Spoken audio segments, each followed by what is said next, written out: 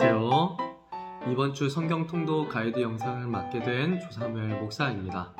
이번 주에는 하박국에서부터 말라기까지 여러분들께서 읽게 되실 텐데 각 권의 중요한 부분을 말씀드리도록 하겠습니다. 먼저 하박국부터 말씀을 드리면 하나님은 과연 살아계실까? 그렇다면 세상에서 악인이 잘 되고 의인이 고통받는 이유는 무엇일까? 이러한 질문에 답을 주고 있는 책이 바로 하박국서입니다. 그 당시 바벨론이라는 강대국이 주변 나라들을 잔혹하게 정복을 하고 또 남유다까지 핍박하는 것을 보면서 하박국 선지자는 이런 악한 나라가 어떻게 해서 득세하는지 이해가 되질 않았습니다. 그래서 하박국 선지자는 하나님께 질문을 하는데 하나님은 하박국을 대표하는 말씀인 2장 4절 말씀을 통해서 의인은 믿음으로 말미암아 살리라 라는 말씀을 하십니다.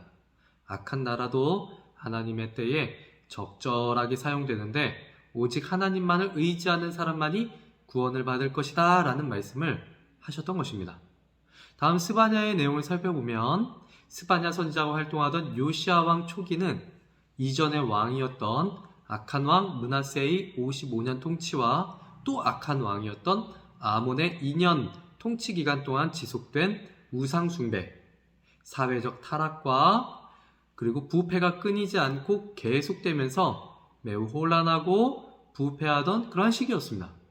이러한 상황에서 요시야 왕의 신앙 개혁 운동은 결코 쉽게 이루어지지 않았는데 이때 하나님께서는 선지자를 보내주셔서 회개하지 않는 자들이 반드시 당하게 될 심판을 선포하십니다.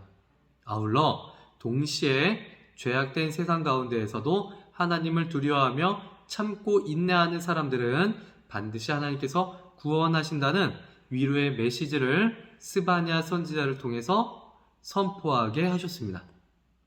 다음 학개서에서는 성전 건축에 대한 내용들이 기록되어 있습니다. 유대인들이 바벨론 포로 생활에서 돌아온 이후에 하나님은 성전 재건을 명령하셨습니다.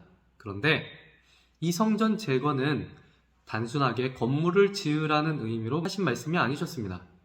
단절된 하나님과의 관계의 회복을 말씀하시는 것이었고 하나님 중심의 삶으로 돌아가야 한다는 것을 말씀하셨던 것입니다.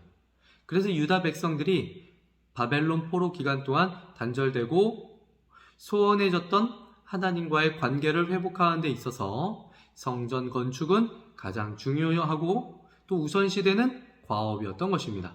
그래서 학개 선지자는 하나님의 말씀으로 백성을 독려하면서 성전 건축에 힘을 쏟게 됩니다. 다음은 스가랴입니다. 학개서가 성전 재건을 직설적으로 표현한 책이라면 동시대에 쓰여진 스가랴서는 성전 재건이라는 같은 주제를 다양한 환상과 예언 그리고 상징적인 기법을 동원해서 묘사하고 있습니다.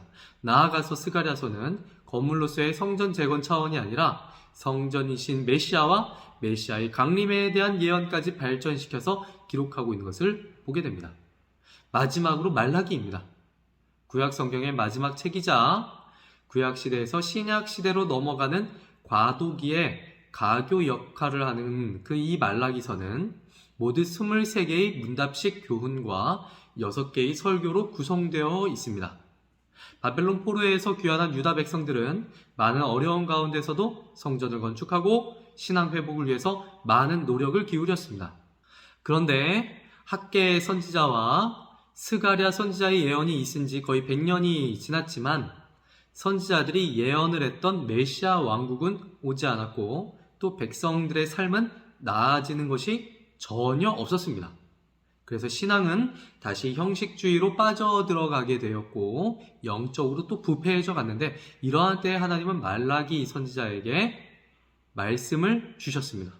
내 이름을 경외하는 너희에게는 공의로운 해가 떠올라서 치료하는 광선을 비추리니 라는 말씀인데 이 말씀은 병자 치유를 약속하셨던 말씀이 아니라 죄에 오염되고 부패한 백성들을 하나님께서 정결하게 하실 것이라는 말씀이었습니다. 그리고 이전에 스가랴 선지자가 예언했던 예언보다 더 구체적인 메시아에 대한 말씀을 주셨습니다. 그것은 메시아의 강림을 준비할 하나님의 사자가 출현할 것이라는 말씀입니다.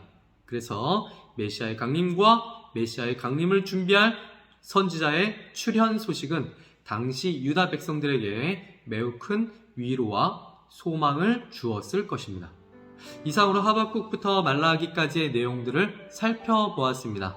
이제 구약 성경을 모두 다 읽으셨을 텐데 더욱더 힘을 내셔서 성경 통독을 해 나가시기 바랍니다. 감사합니다.